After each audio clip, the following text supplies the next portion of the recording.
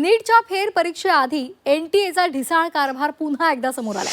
नागपूरच्या विद्यार्थ्याला अबुधाबीचं केंद्र आलंय। वर्धा भंडारा नागपूरचा पर्याय डावलून थेट अबुधाबीचं केंद्र आलेलं आहे। उद्याची नीटची फेर परीक्षा विद्यार्थी आणि त्यांच्या पालकांनी या संदर्भात एनटीएच्या हेल्पलाईनवर तक्रार करत परीक्षा केंद्र बदलून द्यावं अशी मागणी केली आहे। परीक्षा केंद्र बदलून न मिळाल्यास परीक्षेपासून वंचित राहण्याची शक्यता आहे। तर आताची महत्त्वाची बातमी आपण पाहतोय। अतिशय ढिसाळ असा एनटीएचा कारभार पुन्हा एकदा समोर आलाय।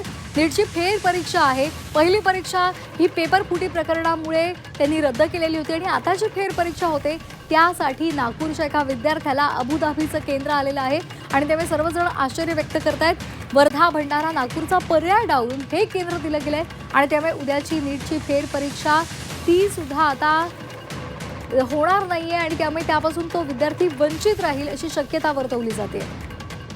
अमर काणे आमचे प्रतिनिधी आहेत। अमर, एनटीएचा ढिसाळ कारभार पुन्हा एकदा समोर आलाय।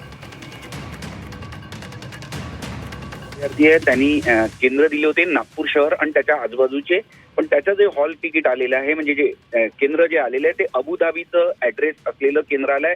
त्यामुळे एकच खळबळ उडाली आहे। याबाबत त्यांनी मागणी सुद्धा केली होती की आमचं केंद्र बदलून द्या, कारण की अबुधाबीला जाणं शक्य नाही। आता अवघ्या 24 तासावर ती परीक्षा होऊन टेकली असताना हा सगळा बोंगळ कारभार समोर आलाय आणि याबाबत आता नीट काय पुढे पावलं उचलतं याकडे सगळ्यांचं लक्ष राहील। एनटीए धन्यवाद। आपण पाहतोय ही महत्त्वाची बातमी। नागपूरच्या मुलाला अबुधाबीचं केंद्र आलेलं आहे आणि त्यामुळे आता हा विद्यार्थी वंचित राहण्याची शक्यता वर्तवली जाते। त्यामुळे आता या संदर्भात काही पावलं उचलली जातात का, त्याचं केंद्र बदलून दिलं जातं का हे पाहणं महत्त्वाचं आहे।